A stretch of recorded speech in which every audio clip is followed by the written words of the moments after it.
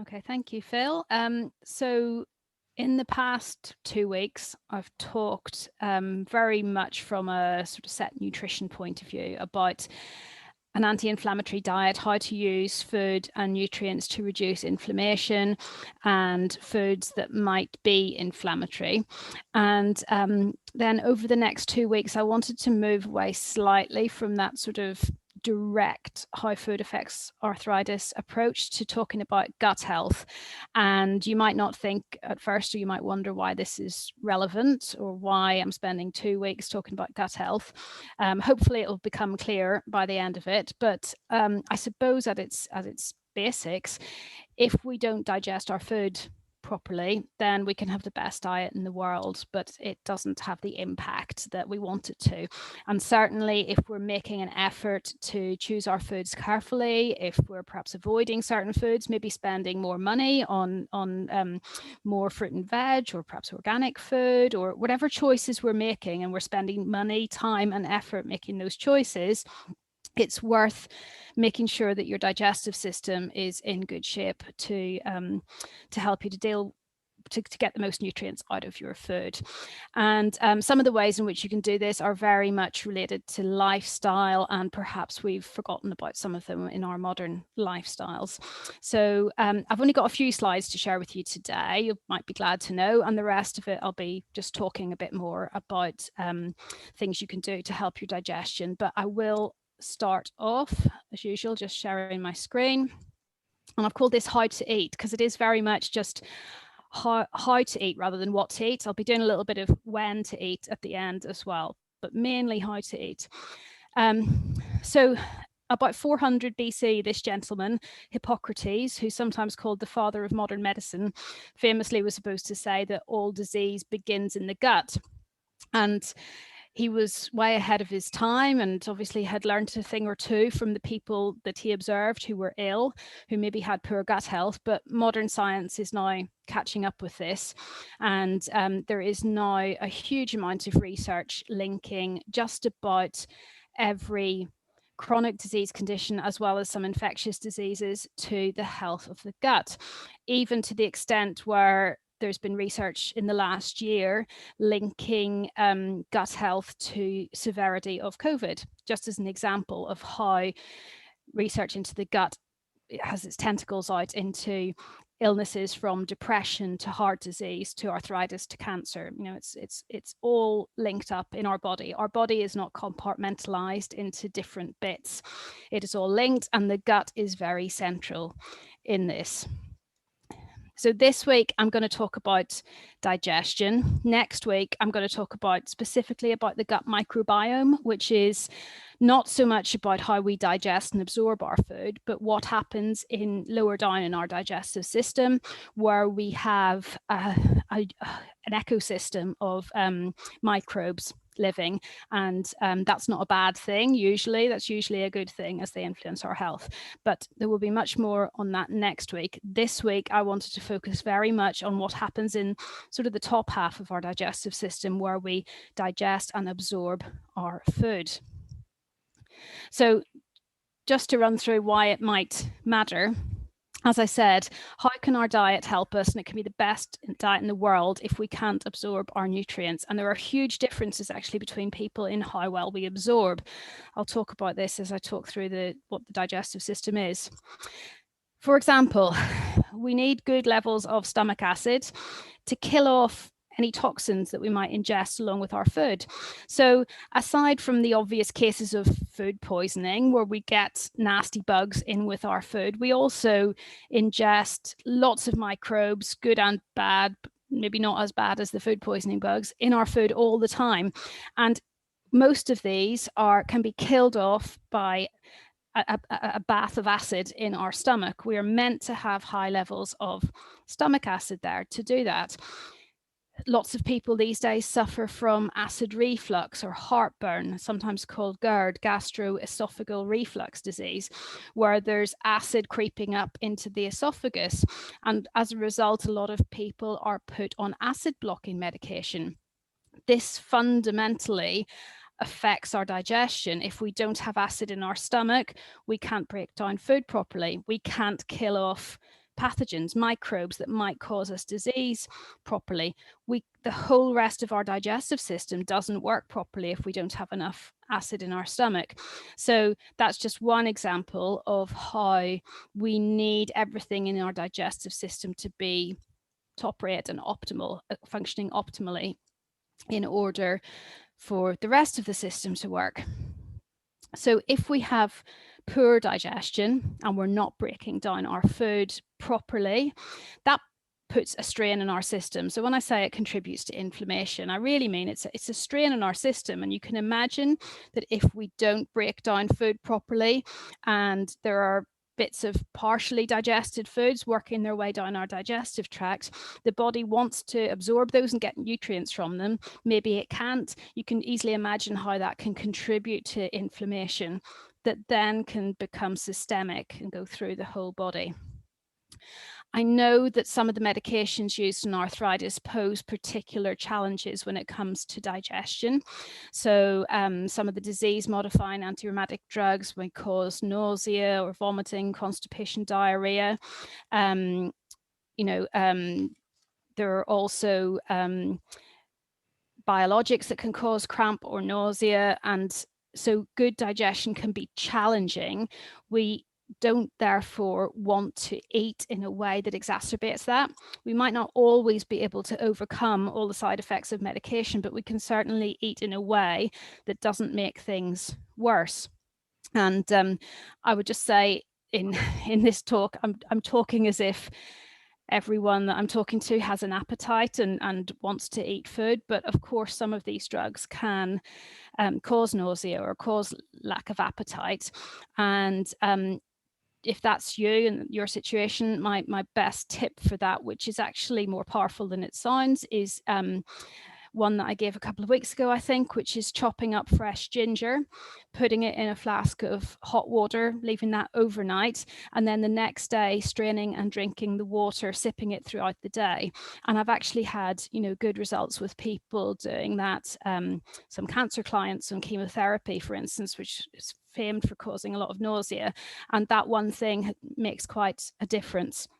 But also, if you're in that situation where you're feeling lack of appetite or nausea, well, lack of appetite, certainly some of the lifestyle practices that I'm going to give today may help, but also just eating foods that are really easy to digest, so soups and stews, more cooked foods rather than raw foods, can be helpful if you're not feeling up to chomping into a steak or eating raw food like crunchy apples or carrots.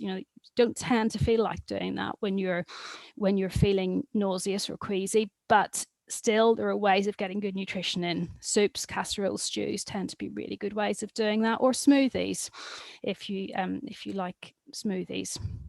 And lastly, more unusually, of course, some of the rarer complications of arthritis can cause digestive manifestations of the disease. And vice versa, some digestive conditions can cause pain. For example, a condition called small intestinal bacterial overgrowth, which is to do with the small intestine, which I'll talk about in a minute, that actually is associated with a lot of pain in conditions like fibromyalgia. So there is this crossover between the disease causing digestive problems exacerbating pain or disease. So the two can coexist. And as I say, we can't always get over either the side effects of medication or the manifestations of a disease, but we can certainly work to make the best of it, of what we can, optimize our digestion so that we don't cause more problems than we need to. So just to tell you what I mean by the different bits of the digestive system, and excuse me if I'm teaching you to suck eggs if you already know this, but it is worth, before I go on to talk in more detail, just talking about what happens in various bits of our digestive system. So obviously we start with the mouth, and the mouth it's obvious to say so, but the mouth is the only bit of our digestive system in which we have teeth to mechanically make our food smaller. Because it's the only place in which we have teeth, it's important that we use them and chew properly. I'll come back to that later on. Also in the mouth, we have our salivary glands, and this is where we start to already produce some enzymes in the mouth that start to break down our food. So we produce an enzyme that breaks down carbohydrates, or that starts to break it down. So if you were to take a little piece of bread and just hold it in your mouth and think about it so that you salivate a bit, you might start to notice that it starts to taste sweeter. And that's the action of the carbohydrate breaking down enzyme, breaking the starches in the bread down into simple sugar so that it's easier for us to absorb. So some digestion does start in our mouth. Then we swallow, and we've got this long tube that's orange in this diagram called the esophagus that leads from the back of the throat down to the stomach, which is also in orange there, or sort of peachy color. And the esophagus is meant to be just a tube. There is a valve at the bottom of it to stop food from coming back the way from the stomach back into the esophagus. So once food is through into the stomach, it's meant to stay there. This valve is what sometimes doesn't function properly in people with acid reflux, and we get some stomach acid coming back up into the esophagus where it shouldn't be. In the stomach, we were meant to produce lots of stomach acid, as I mentioned, and that's to break apart proteins and to extract minerals from our food, and other nutrients like vitamin B12 needs lots of acid to get it started to be digested. In the stomach, if you ever put your ear next to a family member or a loved one's stomach after they've eaten, you'll hear loads of noise. It's just churning around like a washing machine. And this is partly to further mechanically break down the food, and partly to get the food in contact with other enzymes that are produced into the stomach and the stomach acid, to just swish it around the way, really like the way clothes are swished around in a washing machine to expose them to the detergent. Food is swished around to expose it to stomach acid and enzymes. Once the food is broken down enough, it passes through another valve and it goes down into this squiggly maze down here, again in orange, the small intestine. Now, the small intestine is called small because it's narrower in diameter than the large intestine, but it's actually much longer. It wiggles all around the place. If you were to open out the inside area of the small intestine, it would cover, I think it's a tennis court. Anyway, it's pretty big, the internal surface area of the small intestine. And that's because this is where most of the absorption of nutrients takes place. So the body has evolved to have a massive area inside the small intestine, because each little square centimeter of area is another square centimeter where the cells can absorb nutrients from our food. So it's really designed so that we can get the most out of our food. When food gets into the small intestine, there are various enzymes squirted in to break it down further. Some of these come from the pancreas, which, isn't actually shown in this diagram. Some of them are squirted in from the pancreas. There's also bile squirted in from the liver via the gallbladder to break down fat. So we have all these enzymes arriving in the small intestine from elsewhere, and some are also produced in the small intestine to break down our food some more, all so that it can be absorbed. And all this should happen sort of without our conscious thought, obviously, automatically when we eat food and it goes down into the stomach, and this triggers a whole series of these events that happen. We are not meant to have lots of bacteria in the small intestine, because this is where our food gets absorbed. It's meant to be fairly free of bacteria. Once all the food's absorbed, anything left, fiber that we can't absorb, etc., goes through into the large intestine, which is shown in green and purple. So the large intestine goes up on our right-hand side, across the top, down on the left-hand side. Have I done that the right way around? Yes. And out through the anus. In the large intestine, completely different. Not much is meant to be absorbed, just water at this stage, to be absorbed from the stool as it is now. And because the large intestine is not in the business of absorption, however, it's really important, because this is where our gut microbiome lives, that I'm going to talk about next week. So hardly any bacteria in the small intestine, lots of bacteria in the large intestine. So basically, mouth, digestion starts, tube, stomach, protein gets broken down, some other bits of food start to be broken about, lots of acid through into the small intestine. Enzymes come in from elsewhere to break down our food for it to be absorbed. And then whatever's left goes through into the large intestine, where our gut bacteria can feast on the fiber. And we'll talk much more about this next week. And then we eliminate what is left along with toxins that are put into it. So that's a really brief run through of the human digestive system, just so that when I talk next about how to optimize it, you'll understand where I'm talking about. And I never spent much time on this at school, actually. So, don't feel bad if you don't know. There are plenty of people who don't know how the insides of their bodies work and their digestive system works.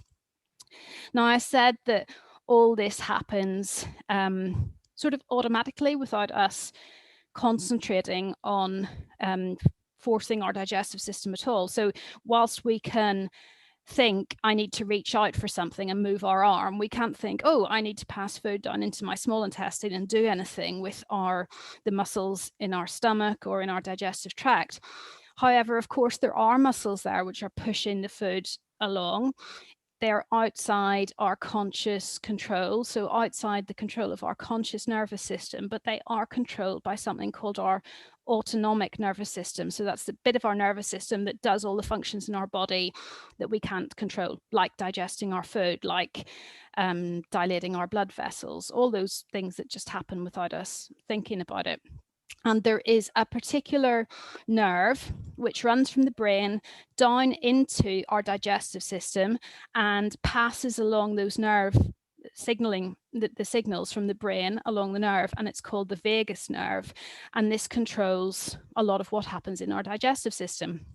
And just like we need to exercise muscles in order to keep them toned and working properly, so we can actually encourage a better function of this vagus nerve through lifestyle practices, and these can therefore help more efficient messages to be sent from the brain to the gut and from the gut to the brain, and can improve digestion. So what can we do to stimulate this vagus nerve, or it's called to increase vagal tone, the tone and function of this vagus nerve?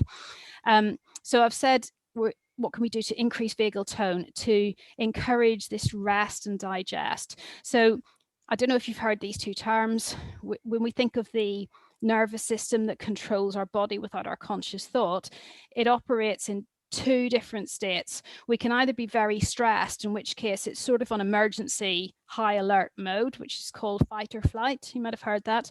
But the opposite of it is when we're meant to be relaxing, sleeping, digesting our food. So it's called rest and digest. And this is when the vagus nerve operates, when we're in this rest and digest mode. So what can we do to improve? Quite a lot, it turns out, we can do to increase the function of the vagus nerve. Put a whole list of things up here and talk through them one by one. So we can, the muscles at the back of our throat are connected to the vagus nerve. So if we do anything basically that exercises the muscles at the back of our throat, we will exercise the vagus nerve. So this is one of the benefits of singing, and maybe a reason why being in a choir is quite good for your health, it turns out. So singing or chanting, as in meditation, exercises these muscles, exercises the nerve. Gargling, just with water, a few times a day, or pressing your tongue down with a spoon or a spatula or something, so that you gag slightly. These things also exercise the muscles at the back of your throat and can improve that nerve function. Cold exposure, as in having alternating hot and cold showers, or more extreme cold exposure, like a lot of people these days are into cold water therapy, swimming outdoors. I'm sure you've seen this online or in the press. There's a big trend towards cold water swimming. But you don't need to go as far as that. Just even alternating your shower between hot and cold activates the vagus nerve. And then, as you might expect for a nerve that's active when it's rest and digest, lots of things that are relaxing, like meditation and massage, help the function of the vagus nerve. Exercise does too, and exercise which combines the relaxation and the exercise, so exercises like yoga, which I know you practice in this group, will help vagus nerve function. Laughter is a great one. So even if you're alone and you don't have anyone to laugh with, watching comedies on TV is a good way and a very pleasurable way to improve the function of your vagus nerve. And I just put on there as a last one that probiotics, so various beneficial bacterial strains, have been found to increase vagal tone. So this just to link in with what I'll be talking about next week about the gut microbiome and probiotics. So we'll learn more about that next week. So that's how, on a big overview level, you can improve your digestion without really thinking about it when you eat, but how you can do things during the time when you're not eating, which will then impact good digestion. I wanted to talk specifically about when we eat, when we actually do think about eating and sit down to eat. What can we do to make sure that that experience for our body results in as much nutrient absorption as possible? So this is more me talking rather than showing slides, so I'm just going to stop sharing my screen at this point and start talking about what we do when we think about preparing food. So when I showed you the diagram of the digestive system, I said that digestion begins in the mouth, and the physical process, what happens to our food, it's true, begins in the mouth. But actually, what happens chemically in our bodies when we're getting ready to digest food starts to happen ideally before we even put any food in our mouth. And that's because there's a phase of digestion called the cephalic phase, which means to do with the brain. That really means that digestion starts when we start thinking about food. So I'm sure everyone will have had the experience of smelling your favorite dish being cooked for you, or walking past a takeaway shop and smelling whatever it is that you like the smell of, and your mouth starts watering and you start to think about what that would taste like, and you say, oh, I'd love whatever, some bacon or some garlic bread, or whatever it is that you smell that you think you like the taste of. You start to imagine the taste, you start to salivate. In starting to salivate, that is your body getting ready to welcome food and to break down the food. If we grab food in a hurry at desk at lunchtime, or just rushing between one thing and the next, and not even just taking food as a necessity, as fuel, without really thinking about it too much, then we force our body to take food in without having prepared it. So we're just shoveling it in without the chemistry being ready in there. So if you can, and if you're preparing food yourself, do take time to really engage all your senses with the process of preparing food. So you might hear it sizzling if you're sauteing or frying something. You might hear something bubbling. You will certainly smell the food.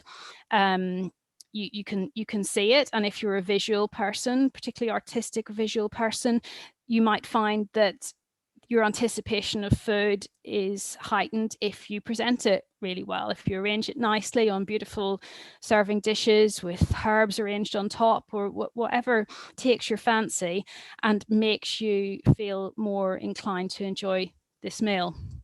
If you're not preparing your own food, if you're either buying it or someone else has made it for you when you've just come in from somewhere else and you haven't had all the smells around you, then there's still you can still benefit from trying to slow down just before you eat and think about your food for a little bit before you eat. So if you're coming home and you know that luckily dinner will be ready for you when you get in, you can start thinking about your evening meal on the way home. If you're going to buy some lunch from work, you can start thinking about it as you walk to the sandwich shop or whatever. And I think sometimes we've almost made it a bit greedy to sort of think about food and get the juices flowing, but actually it's just part of how we're built as humans to optimally digest. So about 20 minutes beforehand is ideal. But even if you just literally sit down to eat and haven't been thinking about it, even just a pause beforehand, which I think is why a lot of religions will have a practice of saying grace or having a prayer before meals, just to get you thinking that you're going to have some food and switch you out of all the busyness of your life and into thinking, okay, that's stopped now. I'm sitting here. There's going to be some food. I'm going to enjoy it. I'm thankful for it. I'm going to eat. So yeah, if you're cooking yourself, great. Enjoy the experience and the smells and everything else. If someone else is prepping for you, just do take a bit of time beforehand to think about it. Sitting up straight is the next thing I wanted to talk about before we get as far as putting food in our mouths. And I mention this because I have had quite a few clients who have digestive problems or acid reflux especially, or IBS. And when we start to talk about how they eat, they're often sort of slouched on a sofa with a meal on a tray. And I understand that that's the way a lot of families eat, and sometimes we've had conversations where it's difficult for people to do anything else because they want to eat their meals with their family. And indeed, being sociable when we eat is one way that we relax to eat. It's important. We're tribal as humans, but if you're suffering with poor digestion, it would really be in your best interest to try and sit on a hard chair at least and sit up straight, or ideally at a table. If we slouch, all these muscles that I mentioned that are under our involuntary control, they can't work as well. We do need some gravity to help our food go down. If we start slouching, we have much more chance of food acid coming upwards into the esophagus for heartburn. We also have much more chance of just those muscular waves that push food through our digestive system not working properly. So we're more prone to things like constipation, indigestion generally. I mentioned about eating with other people and being sociable. This is good for us if our companions if it's all amicable and everything is nice and relaxed, because we should be in this relaxed mode to eat. If we're eating, rushing around between appointments, or not taking time off from work, or eating while scrolling through emails on our phone, or whatever it is, the way we squeeze meal times into our busy lives now, then our body can't give our digestive system the resources that it needs. I said that our digestive system works best if we're in rest and digest. If we're in the opposite, fight or flight, we don't get the blood flow to our digestive system. We don't get digestive enzymes being released. We just can't break down our food properly. And it's a really common experience to be aware of that, to know that when you're stressed, you get indigestion, or you feel like food's sitting in your stomach, or you get stomach cramps. I'm sure many of us will have experienced that.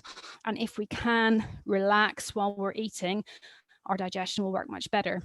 The grace before meals, or the thanks, just the thought of thanks before meals, can help. It can provide that pause that stops us from the busyness of life and makes us think about getting ready for food.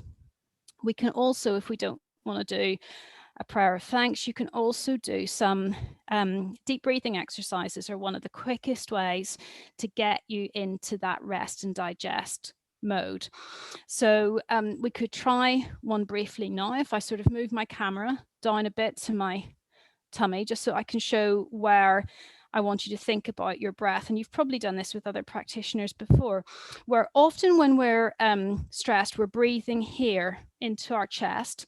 But what we really want to do before a meal is to get relaxed, is to breathe into our belly. This moves our diaphragm, and it sort of provides more oxygen to all our digestive organs. But even by slowing down our breathing, we get into that rest and digest mode. So what we want to do first of all is make sure that when we're breathing, the hand on our belly is going in and out, not so much the hand on our chest.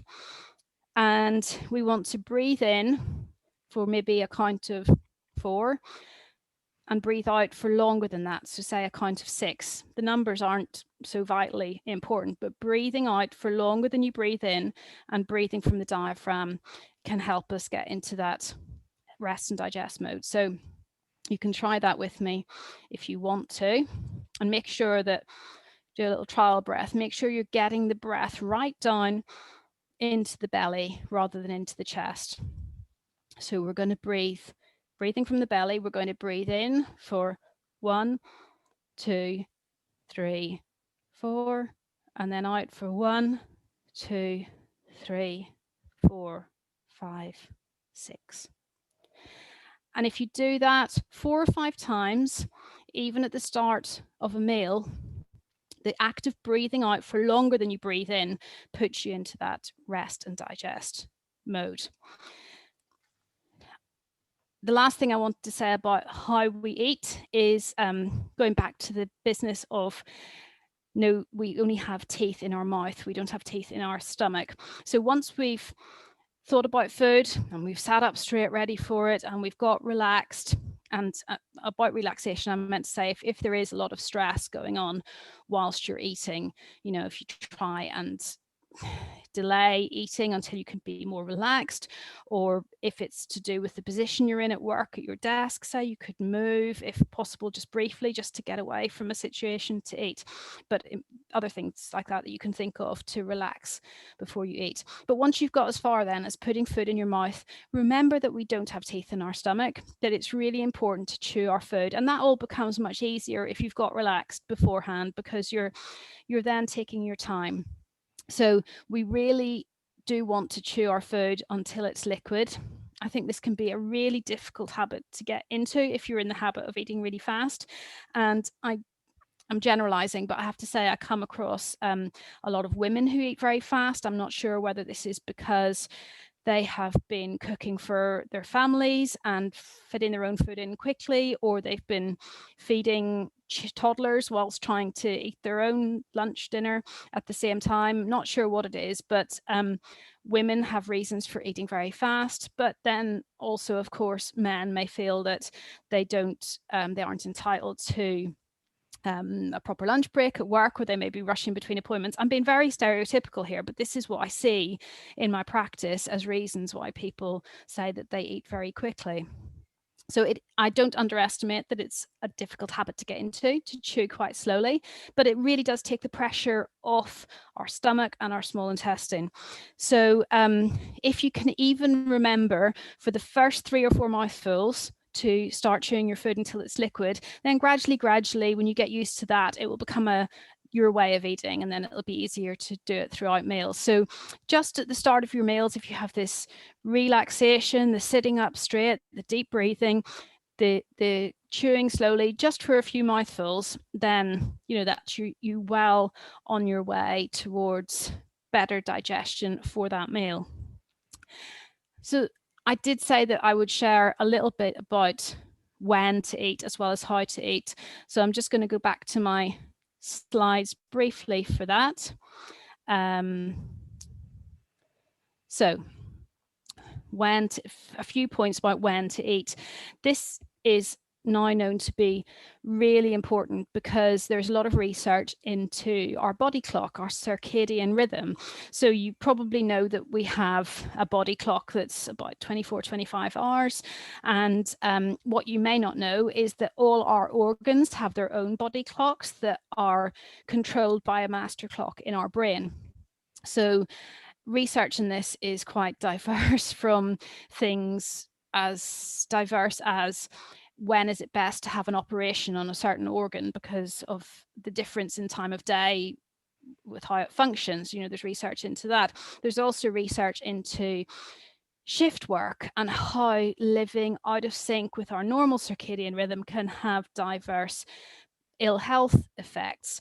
So as humans, we are designed to be awake in the day in daylight and to be asleep at night. And it sounds obvious, but we have electric lights and we can do whatever we want round the clock. But our evolution of our body has not caught up with this, if it ever will. And if we think about it and how our ancestors would have lived, why would they waste fuel on lighting in order to be able to cook and then eat? Cooking and eating would have happened in not just in what we think of as daytime, but actually in daylight. So we're evolved to eat during the day. And actually looking at the function of our digestive system and the body clock of all those organs, we actually digest our food, most of us, better earlier in the day. So hence the wisdom in the old saying, breakfast like a king, lunch like a prince, dine like a pauper. So if you can eat more earlier in the day, there's a lot of people with, especially with chronic conditions, maybe don't feel hungry first thing in the morning. Some medications will mess with that as well. But a lot of people might feel actually hungriest in the middle of the day. So even if you can have more food in the middle of the day and less in the evening, then that will be easier on your digestive system.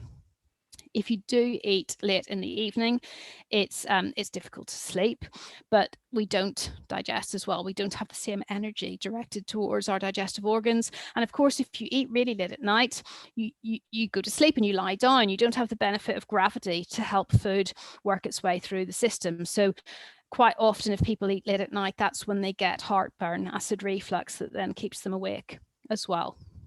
So if you can, try to avoid eating in the 3 hours before you go to bed. There are increasing health benefits being found from having a longer overnight fast anyway, so between your evening meal and the next morning. Our bodies will produce resources like digestive enzymes according to when they think we'll need them.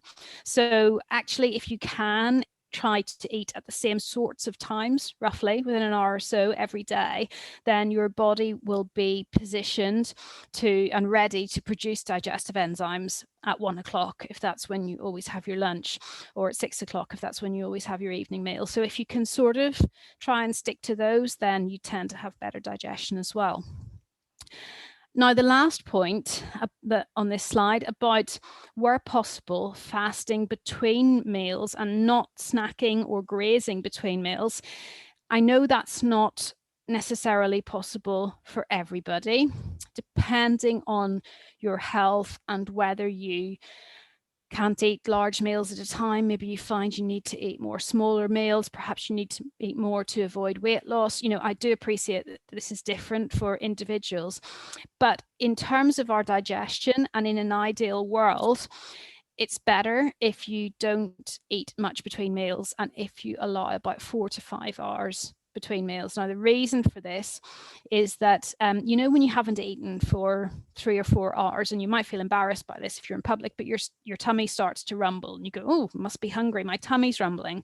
Well, that is actually a series of muscle contractions that happen in your digestive system when your digestive system realizes that there's been no food in it for a while, and it's a good chance to have a good old clear out and move any germs, effectively any bad bacteria, through out of the small intestine where they're not meant to be.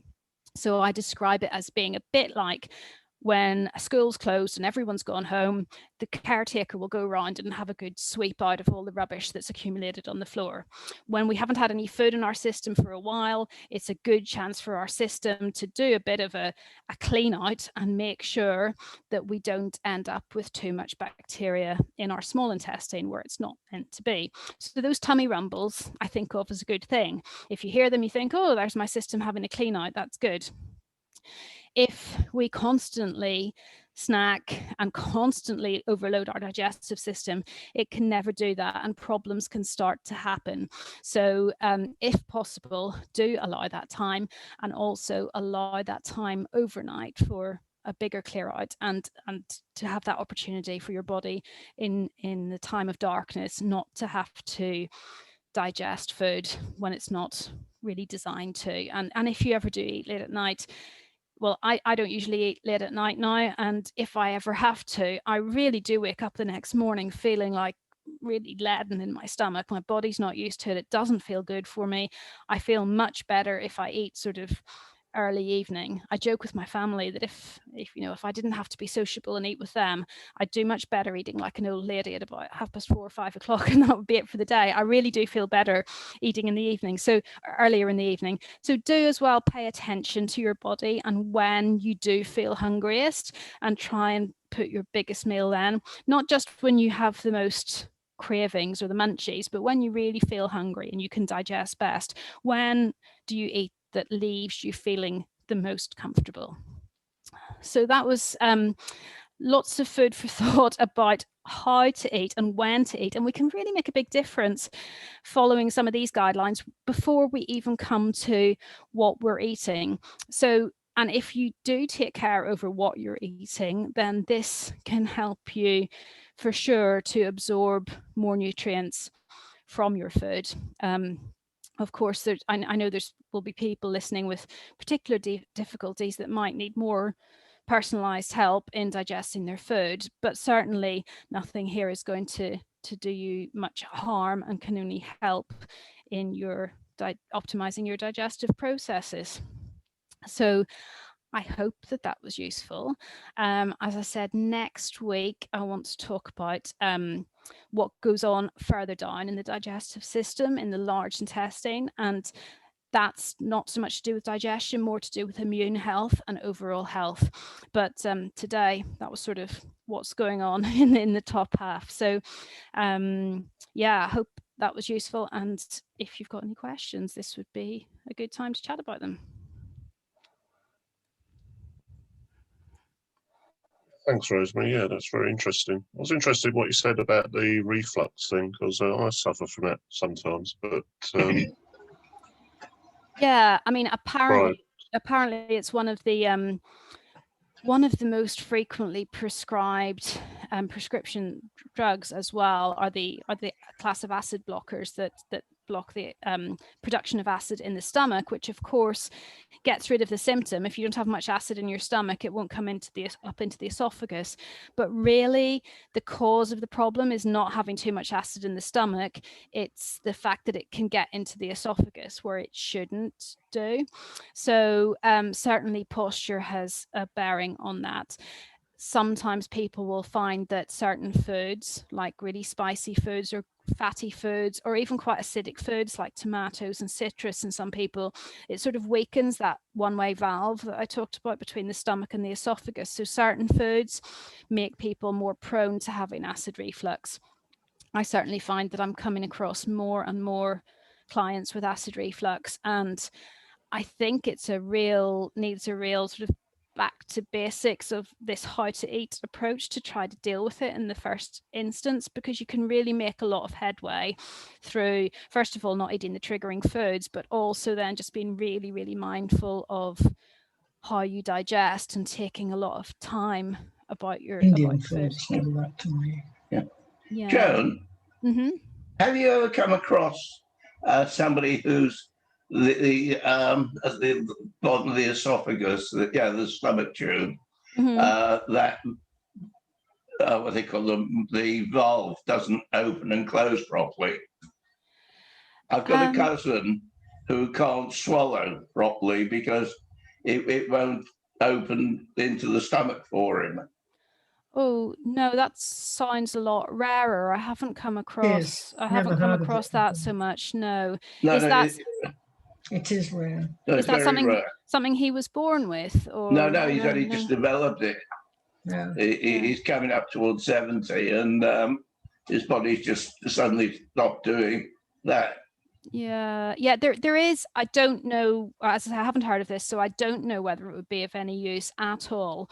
But I just had some training the other week. There's a device which has been developed by, I think, a occupational therapist, perhaps in Sweden, who was working with stroke patients and people who had neurological conditions that prevented swallowing and proper all this involuntary muscle control. And it's called a device. It's a little plastic thing that you put in your mouth and practice pulling on it to work all these muscles. I don't know whether it works all the muscles down to the diaphragm. I don't know whether it would help because I haven't come across that condition, but it's called iQoro, I-Q-O-R-O.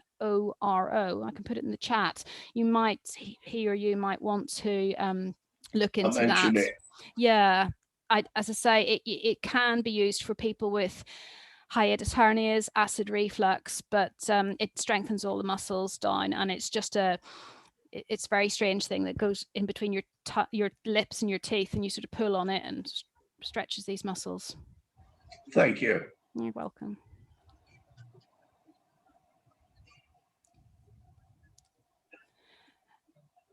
Has anybody else got any questions they want to raise?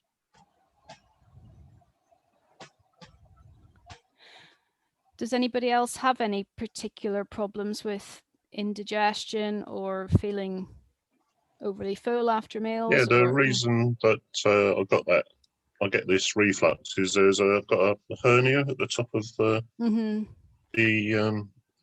esophagus, right at the base of the esophagus where it joins in the stomach, so it doesn't join properly. Oh, there you are. So that valve at the bottom of the esophagus then can sort of move upwards out of the, it's meant to be level with the top of the stomach. It can sort of move up a bit into the esophagus if there's a hernia. So it's like a sliding thing, and that that means that some acid can, sometimes get up. So again, that iQuoro device can apparently, for some people, can help with strengthening those muscles. But yeah, all the points about sitting upright after eating and everything, I'm sure you're very aware of, and there might be some foods that trigger it more than others. Sleep, I have to lean, I have to sleep on one side rather than the other, or it starts, you can feel it start coming back up. Yeah. Sorry. No, go on. There's a lot of people that develop intolerances, not allergies, intolerances to various foods. My daughter was one. In her late 30s, she found she was having all sorts of problems. And it was only by eliminating various foods she found out that she was intolerant to dairy foods. And there are so many dairy foods you buy a chicken breast and it's got milk powder on it or something. I mean, it's quite amazing where you find these dairy products. Have you found an increase in people with these intolerances? And, when people say they've got indigestion or something like that, possibly it is an intolerance to certain foods. Yes. I don't think, I've been practicing long enough to have seen that change in the numbers of people who say they have intolerances, but I just know from the media and from my children being at school where they have to cater for intolerances that just weren't around when I was at school, that there must be an increase. We have to be careful with terminology here because there are allergies, intolerances and sensitivities, and they all have a different mechanism in the body. So intolerances, of which dairy is commonly one, would be when we are not producing enough enzymes to digest that food so that we can absorb it properly. So often with dairy, if it's an intolerance to lactose, and the enzyme that breaks down lactose is called lactase, and that is actually found in the lining of the small intestine.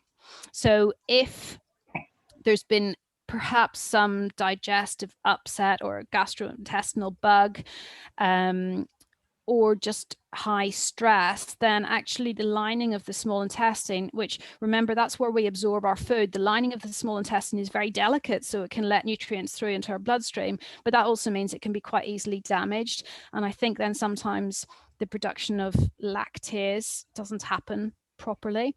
A very extreme case of this would be in someone with celiac disease, where the small intestinal lining is very damaged.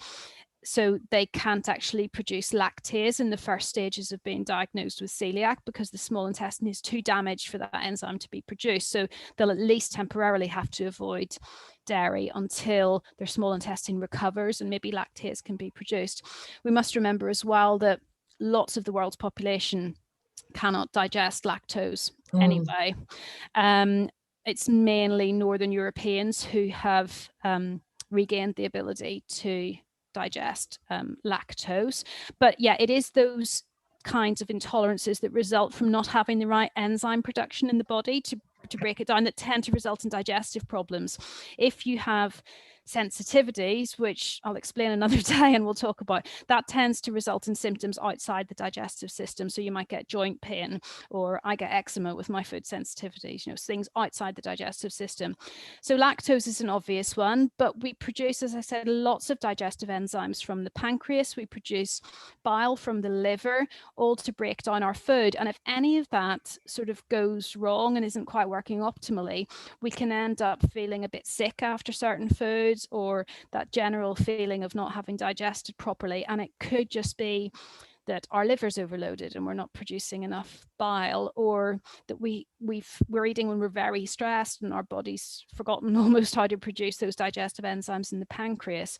So going back to those basics of how to eat, that's why it's so important. You can provide some short-term support by actually taking digestive enzymes with your food. Yeah. So you can get lactose digesting enzymes, you can get broad spectrum digestive enzymes you can take, but ideally you'd regain your body's capability of doing that for itself. There are many chemicals in foods that I find upset me, so I tend not to buy anything if it's got a chemical in it. Yeah, and some of these, I mean, some of the non-caloric, what are they called in this country? In America, I'm thinking of American terms, non-caloric sweeteners, artificial sweeteners, I guess, the ones that aren't sugar. A lot of those stimulate the digestive system, stimulate those contractions, so they give a lot of people diarrhea or stomach cramps, for instance. That's just one example. And some of these things, we just have not evolved to recognize these chemicals in food, so we don't know how to break them down, and they cause some people more problems than others. Joan, I was going to ask you about nutrition in terms of steaming food. Is it a better way of not locking the nutrients into the food than it is opposed to like frying, and as opposed to like sort of baking? Is that a good way of? You can't do it with all foods, of course, but with certain foods. Yeah, so I mean, it definitely stops you from losing water-soluble nutrients that would otherwise dissolve in cooking water if you were boiling. So the B vitamins and vitamin C, you don't lose so much of those. And it tends to retain more nutrients. It depends what you're eating, because there are other foods that, for instance, require a little bit of fat with them in order to absorb nutrients. So carrots, as an example, the orange color, the carotenoids in it, they require fat to be absorbed with. So, and then there's also how much toxicity is introduced into something. Generally, if you're steaming or a water cooking method, you can only get it up to 100 degrees and not much damage occurs. If you're frying stuff, then food does tend to go a bit more damaged. So as a general answer, steaming is good, and water cooking methods introduce less damage. But, there's a really good book on that. I mean, it's a massive tome called The World's Healthiest Foods, and they also have a website. And for every vegetable, certainly, you can think of, he goes through what they've researched as the ideal cooking method for it. Like, cook broccoli, steam it for 5 minutes, or courgettes, do this with them for 3 minutes, or, whatever. He'll talk about the research behind it. Thank you.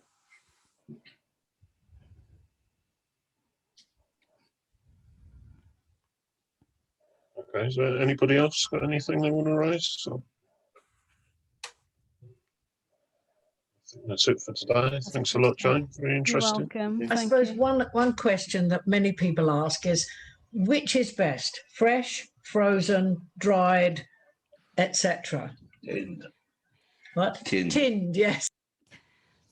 Again, it depends. And frozen actually is better than many people think, because it will have been frozen at peak freshness. So it's not a disaster at all if you run out of vegetables, if you're only shopping once a week, if you've got some in the freezer. I tend to buy as much organic vegetables as I can, and that's a lot harder to find frozen. So that's a reason why I often eat fresh. Fresh does also tend to keep you eating seasonally. Not always, but if you're if you're buying stuff that's recently been grown, and if it's local, it will be more seasonal, and there are benefits to that as well. Tinned is fine for things like pulses, but I think if veg and things, if they've been sitting in water, they will have lost a lot of nutrients in the water, etc. But I buy tinned pulses, and I buy tinned fish. That's about all I can think of that I buy tinned, really. In your recipe for anchovies and puy lentils, we love puy lentils. Where do you buy? I mean, I used to buy them in France, but where do you buy your tinned puy lentils? Oh, mine are in a box. They're like in a cardboard box. Merchant Gourmet sell them in boxes in Sainsbury's. They are dry. I think you can also get Merchant Gourmet ones in pouches, but and green speckled lentils are not dissimilar. I think they mightn't be allowed to be called puy lentils because of a rule about where they have to come from, but they're a good substitute.